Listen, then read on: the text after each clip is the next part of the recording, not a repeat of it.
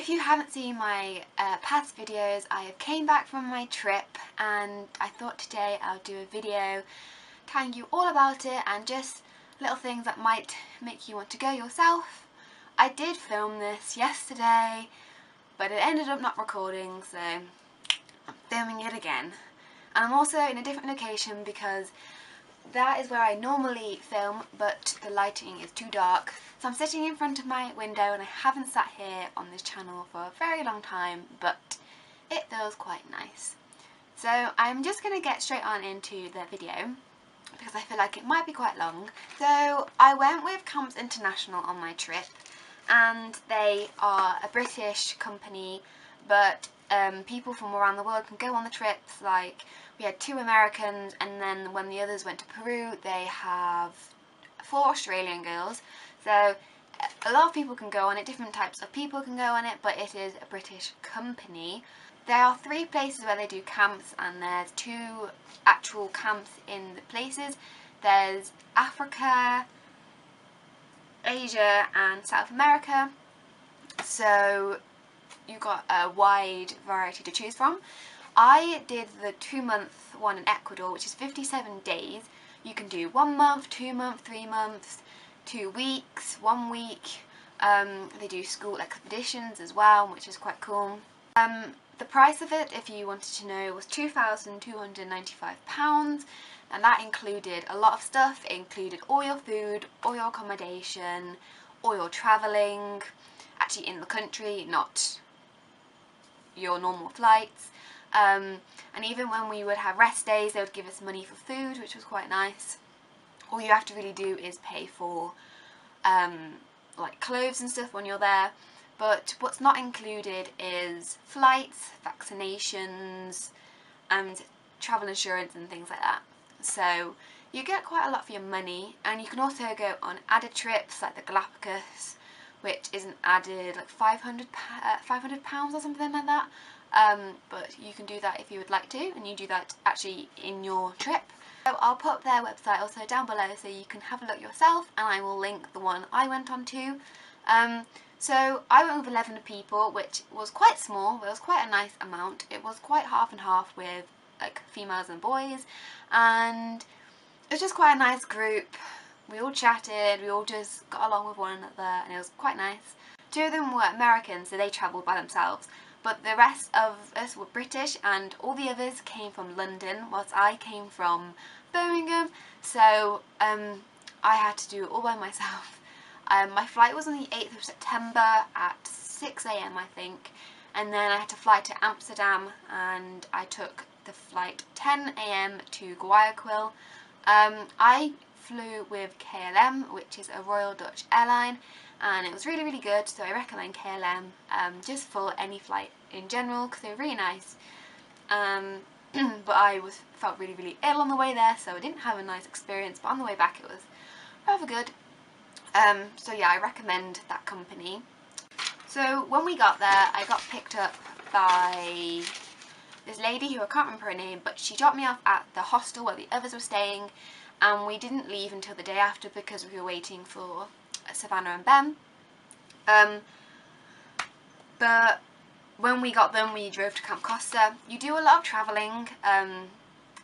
We went basically kind of all over Ecuador, well, one half of Ecuador. For example, going to Costa, it took 2 hours to go to the Amazon. We drove over 2 days, it took us 10 or 12 hours or something.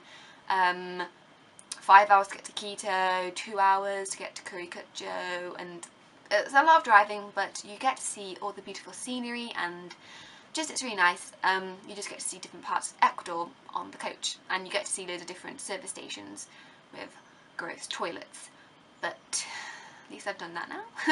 So I'm going to start with Camp Costa, which was the first camp I went to, and this was right near the coast. We were literally 2 minutes away from the beach. You could just walk there, but apparently it was quite dangerous to swim in. We were in a little town village thing called Rio Blanca, and it was really, really nice there. The community was really kind and lovely. The accommodation there is apparently considered the best in the whole camps. Like, out of all the camps, this is a 5-star place. It's like a proper building. We got electricity, you get lights, It just felt more like a home. We did have bucket showers though outside, which you get used to, but they weren't fun, but they're alright. For project work, we were working in 2 areas. One was in the children's centre and the other was in the organic garden. In the children's centre, we were helping finish the septic tank. So another group had dug it out, dug a big hole, and then we came along and we finished laying the bricks. And apparently that was meant to take us quite a while, but it only took us like 3 days. So we started to do the pillars of the children's centre and do the walls, which was quite fun. So we did quite a lot of work there, and loads of cement making was done. I got loads of muscles from lifting the cement, and it just felt like we were on a building site. And then in the organic garden, which was a 30-minute walk, we were just filling kind of like this wide and this long bags of soil, like filling these plastic bags. We had to sieve the soil first and then we just filled them up. It was quite relaxing, but sometimes it got a bit and I think we did like 2,000 in the end, which was quite impressive. So we've just helped them out, and what they would do was they would cut like a part of a plant off and then stick that twig inside the soil, and then it will grow a new plant. But we also planted a palm tree, which was quite cool. We all had like a little leaf and we all planted them, so that was pretty cool.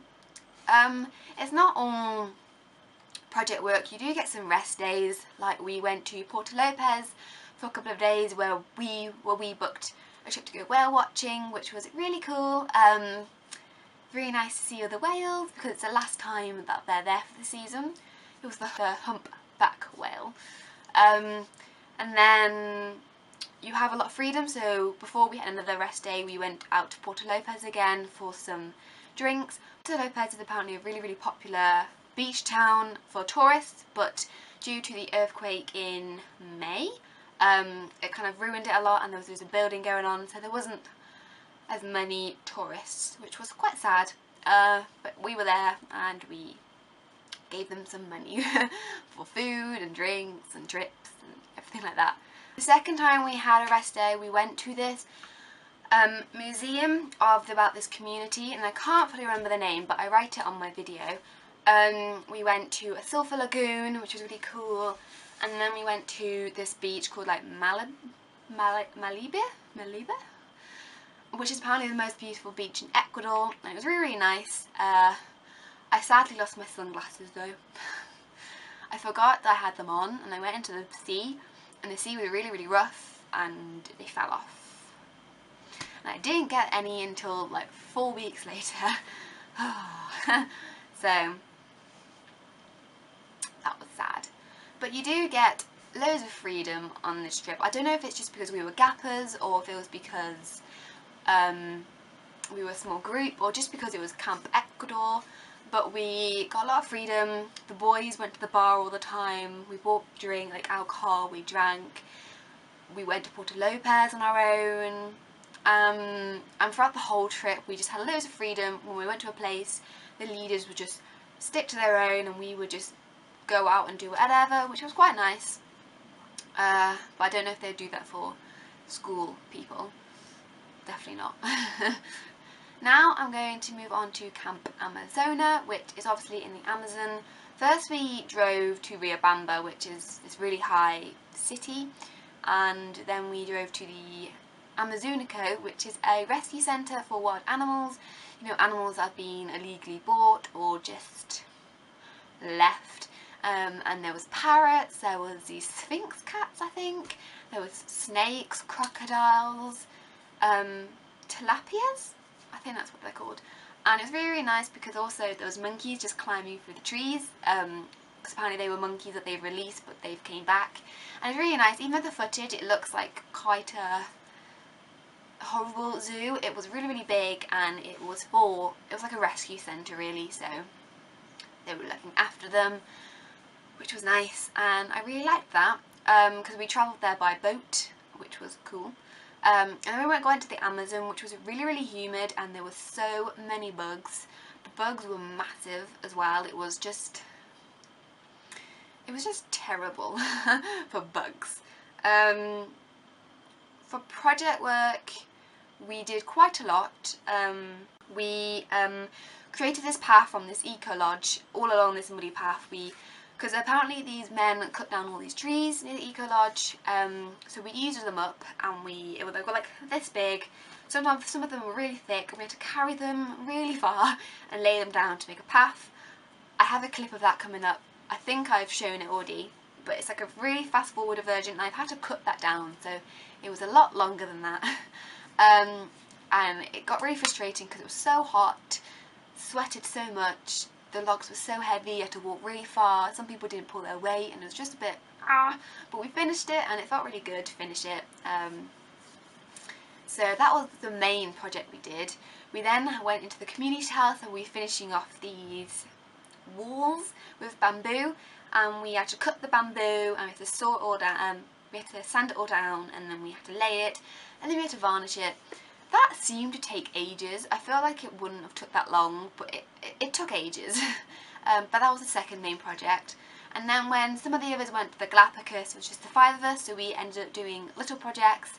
We finished the walls with tarp at this garden thing, which was quite fun, and then we macheted the garden, so like clearing all the weeds and the grass, and then we moved plants from like a different little area to another area, which it was really hot that day, so it was and then we also planted trees to correspond with the ones people cut down, so that was quite nice. So we did quite a lot. We didn't like necessarily finish loads in this camp. I think we finished 2. Well, I did,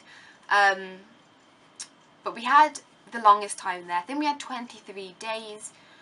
We got to do loads of cultural stuff. We used blow darts, we did Quechua lessons, we made bracelets, which mine's here. We did so much. I haven't got loads of footage of this though, because I didn't want to leave my GoPro in the sun too long, because I kept having SD card errors, which was really annoying. I had quite a few throughout my trip, and it was so frustrating. Also, I didn't really have anywhere to carry it, because I didn't want to take a bag with me, because I took my bag on the first day and my back was full of sweat, so I just didn't bother taking a bag because I just couldn't be bothered. So I don't have loads of footage, so I apologise for that. We also made chocolate actually. Need to put that in. We made chocolate. So once again we had some relaxing days, not a lot. We only really had one time period. We went to Quito to meet up with the people who were going to the Galapagos. So I think we spent 2 or 3 days there. Again, you could do whatever you want. So I went to the skate park, we went to the mall, we went to the equator line, the GPS official equator line. We went, I think that was it. But we went to Quito 3 times.